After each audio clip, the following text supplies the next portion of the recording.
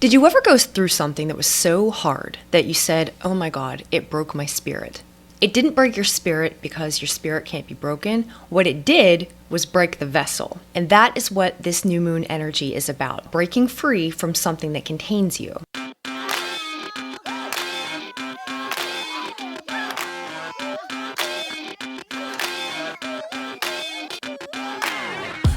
Swati is about setting yourself apart from the group. The constellation itself, the stars are very far from the ecliptic. So this is about breaking free from the pack. And the point of doing that is because when you are one of many, you don't stand out. So this is the star of individuation. This is the star of you separating yourself from a situation, from a scenario, from a set of beliefs, but setting yourself apart so that you can walk your path in the way that you need to. And you need the freedom of being individuated from the group to be something different. And you need to be able to set yourself apart from the group, go against the grain, be unique, be seen, because your path and your contribution is different than anybody else's. So if somebody's going to hear your voice, if somebody's going to understand what it is that you have to say, you have to speak clearly, and you can't be one of many. You have to be the one. The deity attached to Swati is Vayu, and Vayu is the wind. And wind is associated with prana, and prana is, of course, the life force. So the life force being associated with spirit. Think about when you meditate and you come into an altered state, and that is when the veil is very thin and you blend with spirit. This can be in your meditations. This yin energy can be, some people use marijuana or other substances, but it's that kind of a space that you create where you're blending with spirit so that actually spirit is moving through you. And again, this is the purpose of Swati, is you have work to do in the world, so it's not just that you're meditating to meditate. You meditate to get in touch with yourself. You meditate to get in touch with the cosmic knowledge that is within you in order to have it flow through you. And that's really what Swati is about, is the energy, the spirit moving through you. You are the vessel. So what will happen is you use your own experiences. You use the fountain of your own experiences. Swati creates these playful spaces where we can learn. It's associated with things like video games, virtual reality, science fiction, also dreaming, astral projection. So being in these spaces where we are able to, or we're fully immersed in some other reality, and we have to know the difference.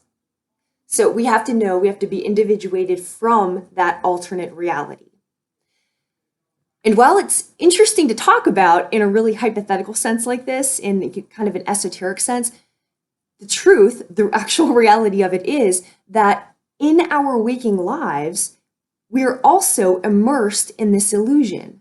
We are immersed in belief systems. We are immersed in relationships. We are immersed in situations that they themselves are illusion.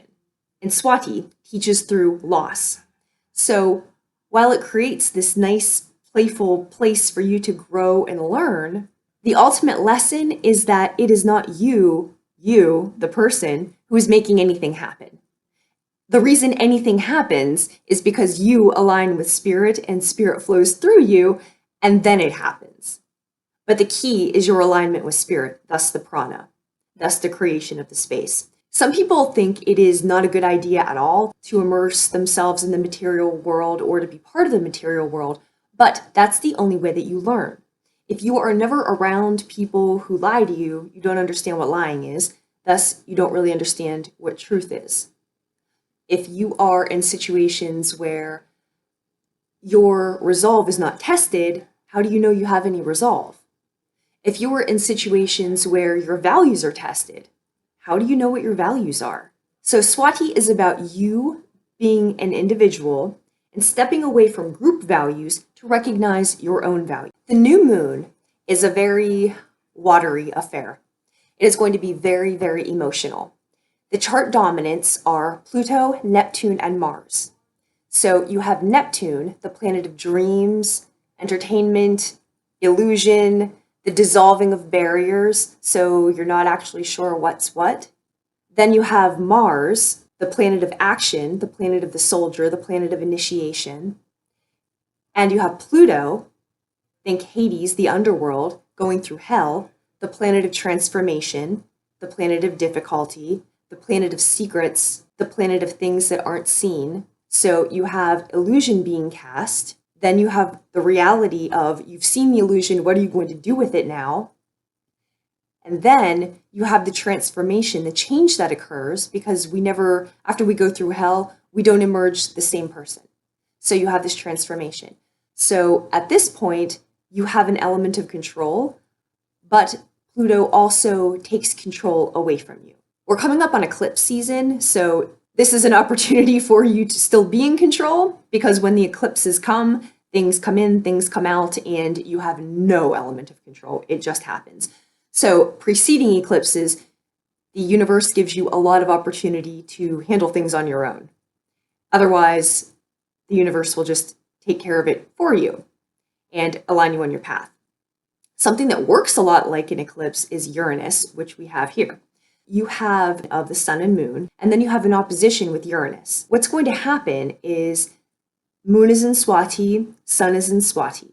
So it means it's a dark moon, it's very internal. And then you have Uranus, which is in the nakshatra of Bharani. Swati is about loss, Bharani is about loss. The nakshatras teach lessons through loss. Swati is associated with prana, and then Bharani is associated with Yama, the god of death. In breathwork, it's called pranayama. So pranayama. Each time we take a breath, it's a new life. Each time we exhale, it's a new death. So this is the constancy, right, of the spirit flowing through us. All right, now what to pay attention to in this chart is you're in some simulation, you are in some setting, and we'll go through with each sign what is going to happen, but you're in some setting. And in order to step away from the setting, you will be confronted with something. So what will happen? There's a situation you're enmeshed in. There's a situation where maybe you're not running your own program. You're involved in something else. Or there's a set of values you're immersed in, but there's something you're immersed in. And it's opposed to Uranus. So an opposition. And when an opposition occurs, you'll be confronted with something, some information, or the loss of something, and that is going to help you individuate from wherever the new moon is taking place for you. The role of secrets is powerful. Swati is associated with royalty, monarchs, people who marry into royalty. Also, a dominant planet of this new moon chart is Pluto, and Pluto rules plurocracy. What that is a small concentration of power among a group of people, like royals. So watch in the next 2 weeks how secrets about royals may come out, or secrets about power may come out. Now, let's look for a minute about the role of secrets and power in your own life. What's one of the best ways to have power over somebody? Have a secret about them. And the only way that they will not be under your control is when that secret gets exposed. So why don't we more readily expose secrets? Think about all of the things you have to lose. Not like it's a good situation usually if you are immersed in secrets, but there's some reason why you don't call something what it is. There are consequences to calling things what they are. There are tangible losses to calling things what they are. There are losses of relationships, of families, of group associations, if you call things what they are. But lies are part of the illusion, part of the deception. Lies themselves can build a structure, and we get stuck in these structures, government structures, community structures, family structures. The histories that have occurred, the things that have taken place, the things nobody wants to revisit, and they get buried, and then we live with that energy. And everybody living with that energy moves a little differently, communicates a little differently. There's an undercurrent when there are secrets, and it's unmistakable. The only way to be set free from those secrets is to expose them. But doing so often comes at a loss. And so that's more what this energy is talking about. With the combination of Swati and Uranus and Bharani, two nakshatras that are about loss. But the benefit of it, even if it comes at a loss, you are still set free.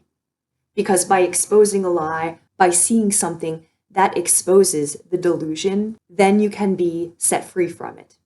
Then you can break out of that simulation. Then nobody is casting their illusions on you. You're not under somebody else's spell. You, being set apart from this, can speak your truth.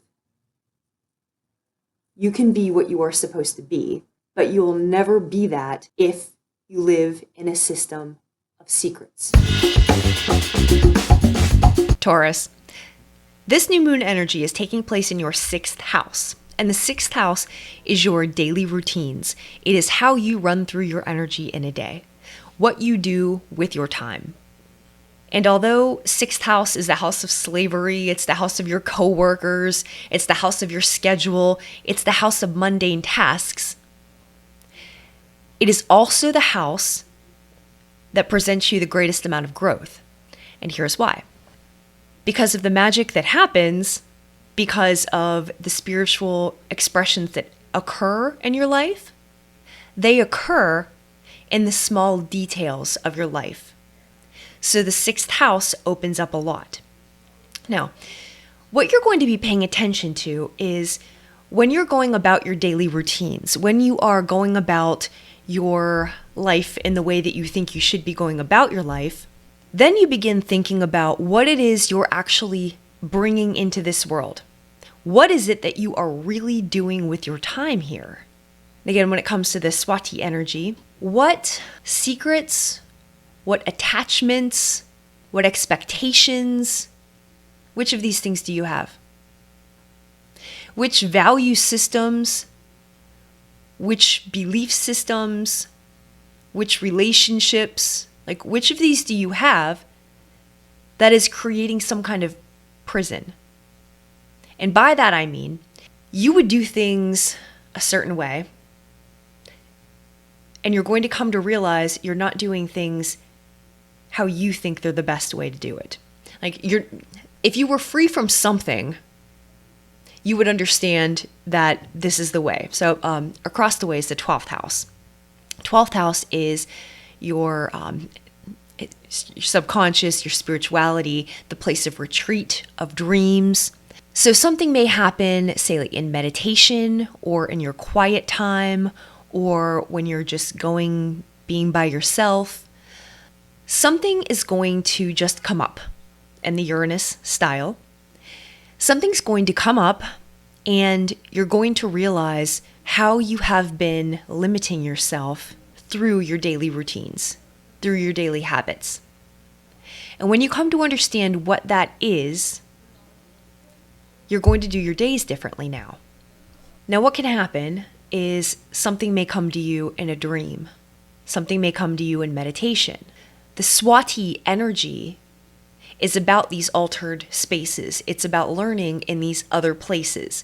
And the reason that we drop into a meditation, the reason that we do dream work, the reason that we pay attention to what happens when we're not in the physical plane is because those are the ways that we can access all of the knowledge that we have within us.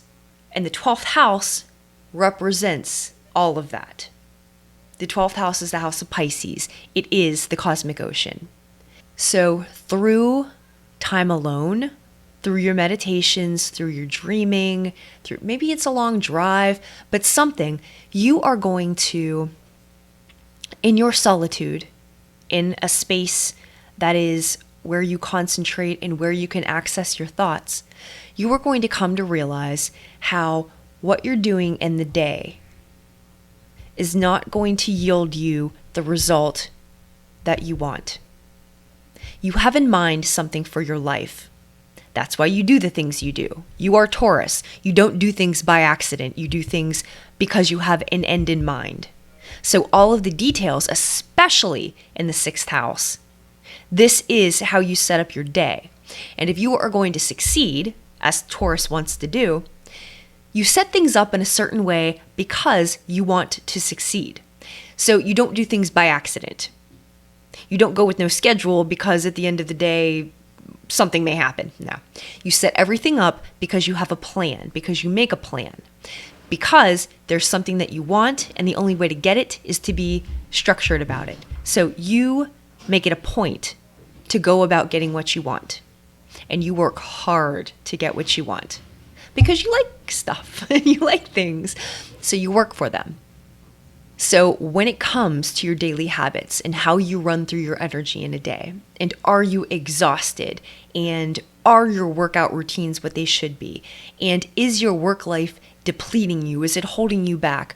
What in these areas is not what you need it to be? Something will come to you in your time of reclusion, and it will bring to your attention what you're really doing this for. And it will bring to your attention sixth house things and how you have been limiting yourself. And when you understand what's going on, again, it's not a matter of being angry at yourself. You learned it. And if you hadn't have gone through this, if you weren't going through this, you wouldn't get the lesson, you wouldn't learn it. But when you do come to the realization, when you do see something, lose something, then you'll understand how to do your days differently. And you'll also understand the lesson of why you weren't doing that before. So you can change, but also you get the growth from the lesson. And you're set free from whatever restraint you discover you had. If you call it